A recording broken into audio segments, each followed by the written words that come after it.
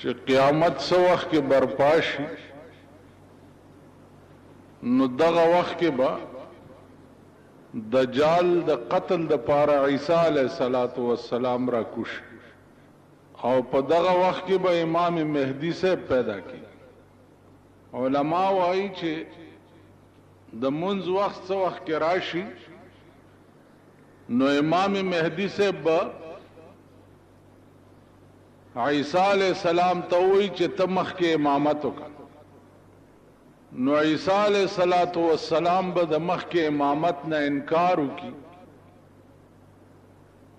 او امام مهدی ته به وایي چې زه د هغه شریعت پیغمبر ما چې هغه اوس منسوخ شوی دی او ته د هغه شریعت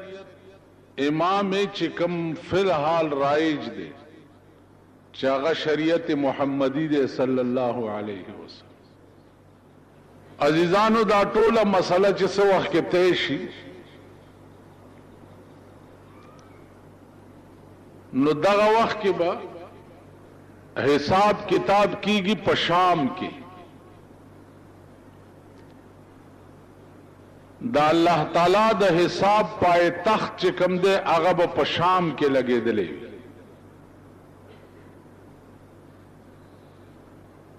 او دا ټوله دنیا د هر ګوټ نه به شام ته را روانه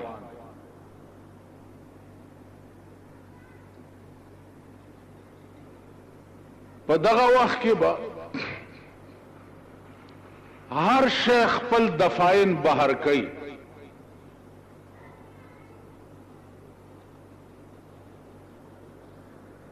که تاسو وګورئ قرآن کې راځي اذا زلزلت الارض زلزالها واخرجت الارض اثقالها وقال الانسان ما لها واخرجت الارض اثقالها دا ځمکه چې دا بخپل دفاین ټول بهر راوغورځي او ځان به صفا کی ځمکه کې چې څه دفاین دي دا څومره بنی آدم چې پکې خښ شوي دي یا نور هر اشیا چې پکې ده دا به ټول بار راوغورځي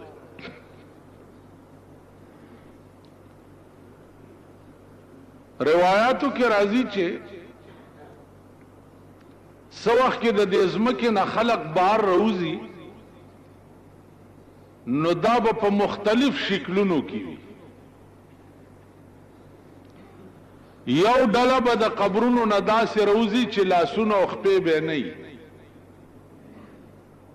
او صرف دا تنه به وي او د غونډارې غوندې برغړي او شام ته به روان وي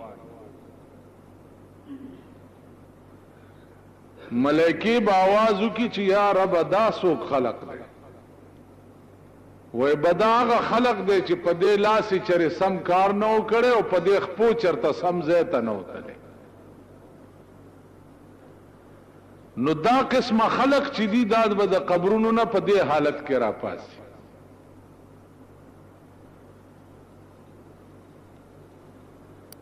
اوس خپلو لاسونو خپلو خپو ته کتل پکار دي چې اسې نه چې دغه ډله کې مونږ نشو چرته زمونږ لاسونه چرې حلال نه کوي او زمونږ خپې چرته سم کار پسې نشي ټوله ورځ زمونږ خپې چرته رواني او ټوله ورځ زمونږ لاسونه څه کار کوي دغه هر سړی خپل ګریوان کې وګورئ او ځان سره محاسبه وکړئ چې خپې کم طرف ته ځي او لاسونه کم طرف ته بله ډله به راپاسي چې د هغې په دې خېټه کې به اور بلیږي او لمبې به د خولې نه بار راوځي یا الله دا څوک دي و به د هغه خلق دی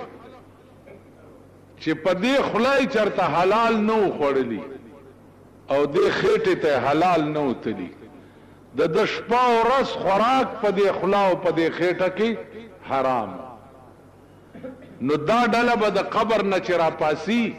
نو خېټه کې به اور بلیږي او لمبې به د خولې نه بار. نن وګوره هر سړی آرام خور په دې ملک کې تاسو کا نظر اوس غلا وای نو الال خواره به درته هغه خلق هم ښکاره نشي. هغه خلق چا 15 زره تسبیح ور سره او په خلوتونو کې ناست زکه دا وی خوراکم چې ده زمون ګټه ده. نو مون خو یو مردار خواره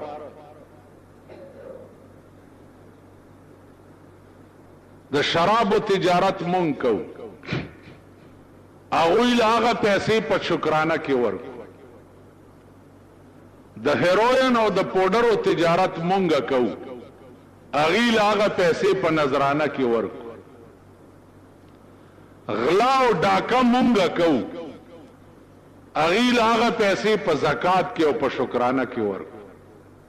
نو علال خواره هغه خلق هم نه دي.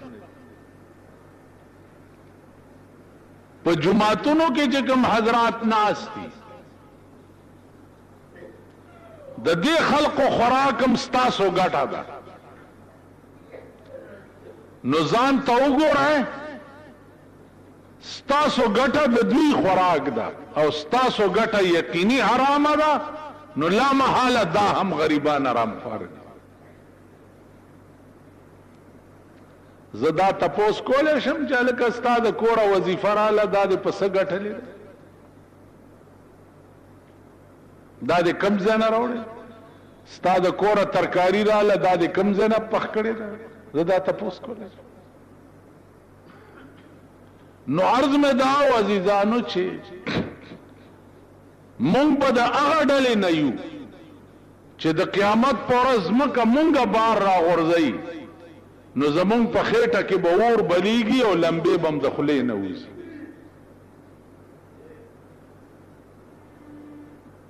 بله ډله به راپاسي چې هغه به د خنزیر په شکل کې وي. خنزیران به خخ کړي به بني آدم وي او راپا بسی د خنزیر په شکل کې. یا الله دا سوق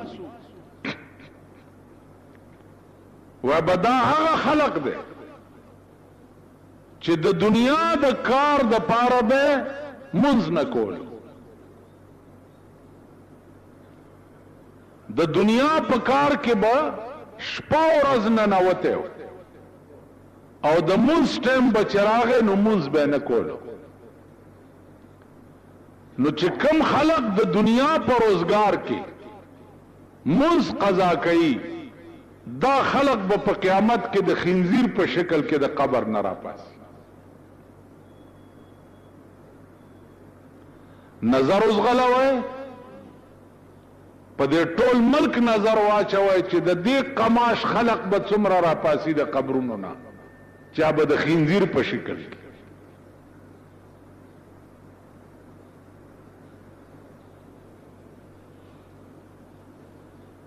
الله دې امان راکړي. بل ډله برا پاسي چې دا شونډې به په دې سینه پرتی وي او دا جبه به په دې ګوډو لګي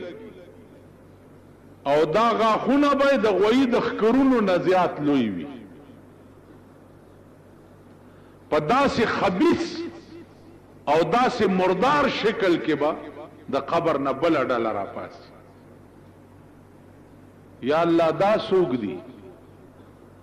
و بدا هغه خلق ده چې په دې خوله به دوه مسلمانان جنگول. په دې خوله د چرته د سړی توپ خبره نه وکړي. بل به کوه په دې خله کنستو، دو به په جنگول، دو به په جنگ کړو، دو به تماشا کوله. نو دې خله ټوله زندګۍ کې د شیطان ډیوټي کړې ده. نو دا دې داسې په پلیت شکل کې ځکه د قبر نه راپاس. بیا نظر اوس غلوای تاسو چې زمون خله ټوله ورځ څه کارونه کوي. دو جنگول خو زمونږ د ګس لاس کار دی.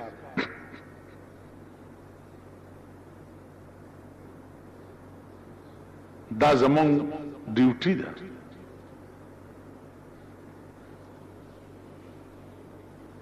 نو دا قسم خلق بم په قیامت کې د قبر نه راپاسي. عزیزانو یو بل ډله به راپاسي چې د هغې ډلې مخې ته به بورډ لګېدلی،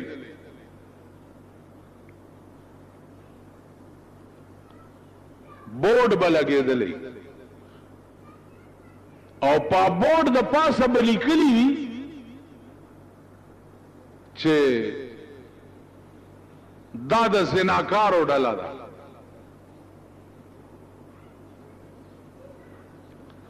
نو کتبه به مخې ته یې لکه دا جلوس کې چې وګورئ تاسو دا کتبې رئیس دی،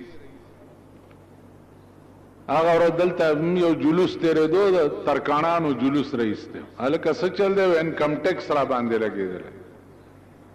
لوی کتبې مطبې لیکلې. مال جلوس چاته وباسئ؟ تاسو خو د خپله لاسه داسې حکومت جوړ کړی دی چا د بجای رونه دي، د بجای او ښځه وه، نو هغې به هر کار وران کول، هر کار به وران او نامه بجای وه. نو چا مالکه ته ډېره تنګه شوه، نو هر وخت به ورته فټېمون حالت، فټېمون حالت، فټېمون حالت. آخر کې ورته ویل په فټېمو د بجای څه شي چې سوی پوزه په دا بیخ کې پرې کړی نشي. په فټېمون حالت بجای نه شرمیږي، سو پورې دی چې په بیخ کې ته پوزه نه یې پرې کړي. نو تاسو د خپله لاسه د بجای حکومت جوړ کړی دی. د بجای په حکومت کې جلوس خو جلوس دی چې په توده طبقې خو کېنئ پرتګیستلي او دا سنبه هم داسې چس ناري کی اوم به هم ستاسو په خبره څوک غور ونه کي. وایه لګیا اوسه چاته وی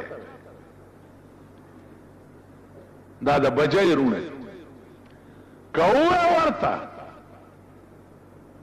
سو جمعې وشوې چې تاسو دې جومات ته راځئ او اوبه پکې نه وي،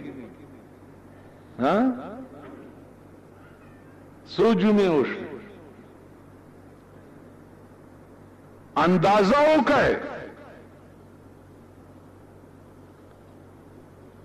د بجلیګر مولا په جومات کې 3 جمعې وشوې چې اوبه نه وي، خلق بیا اودسه منځونه کوي چې بجلیګر مولا لګه خلم لري، جبم لري، شور مچولی شي.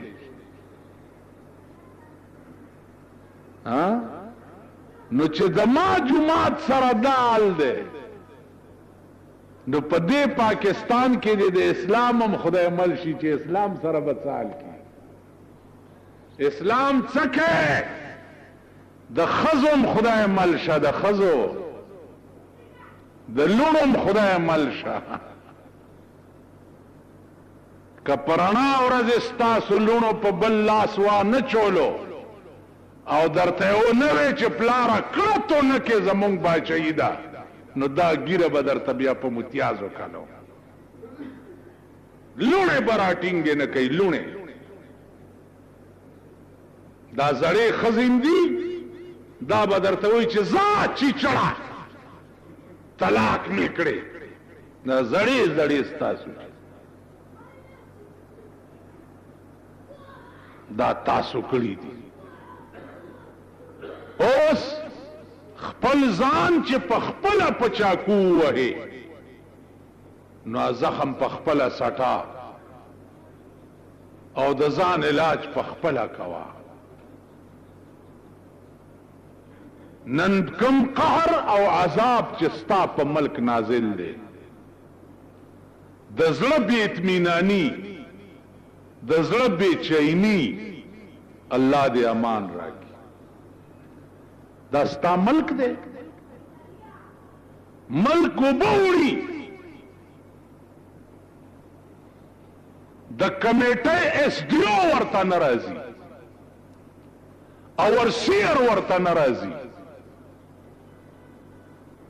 ملک اوبه وړي دا نن درې څلور جمعې وشوې دې بالا ماڼۍ ته د دې میر کار نه و چې راغلی دی چې دلته اوبه ولې نشته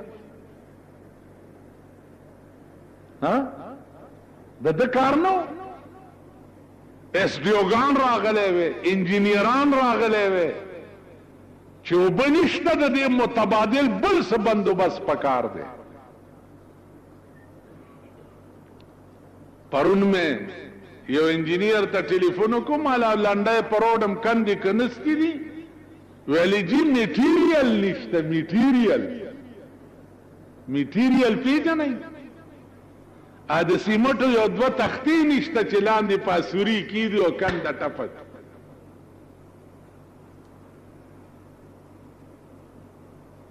تختې نشته نو ډېرې ښې دي ما نورې کندې پکې وکړئ چې ټانګه کې تېرېږي او خړچ شي دا پل مات شي مونږ څه کار دی مونږ وایو اشنا له پند ورکا او چې پند نه وي د شګې پنډ ور په سر که چې ورمېږي مات شي اشنا له پند ورکا او چې پند نه وي د شګې پنډ ور په سر یو سړی کار نه کوي یو سړی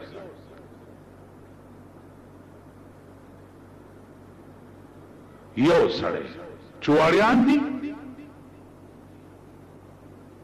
چواړي ته ووایه چې دا نالی وایه که دروغه ته ووایه هلکه د علاقه وایه که ماشکی ته ووایه که د کمیټای په لیست باندې 2000 کسان تنخوالی 2000 او په موقع باندې کار کول والا 1500 کسان 1500 د 1500 کسانو تنخواه د وړوکي سلیمان نه تر لوی سلیمان پورې ټوله تقسیمیږي بیا دا په ټیوبویلونو باندې چې کوم اپریټران لګولی دي دا د کونسلرانو پر کټیان دي دا ممبران نه دي کونسلران کله نه چې دا د بی ډي سیسټم صدر ایوب د خدای په خړ سیلاب یوړې کیا خبرې چې دا د بی ډي سیسټم د رئیس ته دی د ملک بیړه تباه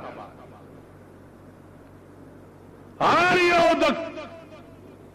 ټیوبویل اپریټر چې دی د کونسلر پر کټی دی زمونږ د باغوانانو ډېری اپریټران چې دي دوه ورځې نه وي یو سبزی والا دی هغه راشي مشین چالو کړي چې ټیوبویل وسوځي هاي د کور وران شه کور د تباه او برباد شه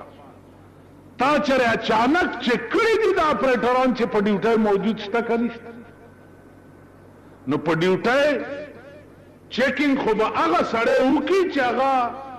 د خپلې خېټې درک پسې نه ګرځي هسې ما ته وګورئ په دې پټو کې خو بم غواګانې میخې ګډې چیلې دا خو بم لیدلی چې سریږي که نه په نور څه خو نه پوهېږئ هسې ماکوان غوندې یئ په خبره پوهېږئ نه دومره خو بم لیدلی چې په دې پټي کې ګډې غواګانې میخې چیلې دا سریږي نو چې دوی په دې ګیا خوله ورښکته کړي نو د خپلې خېټې په غم کې که بلې چیلې ته وایي چې راشه ته م وخوره لږه یعنی یو څاروی بل څاروي ته وایي چې راشه ته م لږه وخوره دومره خو پوهېږئ نو دا د ګډې او د چیلې بچي دي دوی چې دفترو ته راشي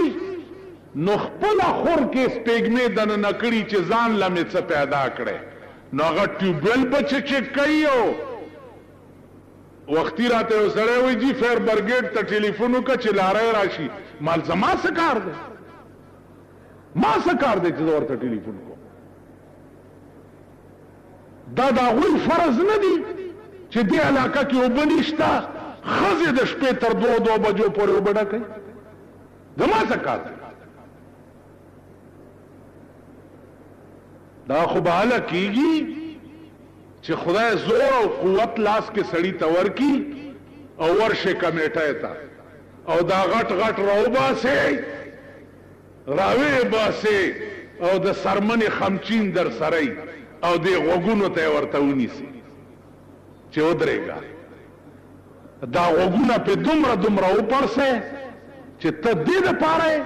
چې ته به ناست دې د تارپیټو غوندې صرف په دفتر کې ته به علاقه نه چک هر علاقه کټکولیان وګورئ برتی کړي دي کټکولیان دا غریبان ما ته ګورئ ما ته اوس یې اوبه راوړې ورشئ که د چا اودس نه نه شرمېدلی عمل ګورئ کې نه څه ویرېدئ خدای موال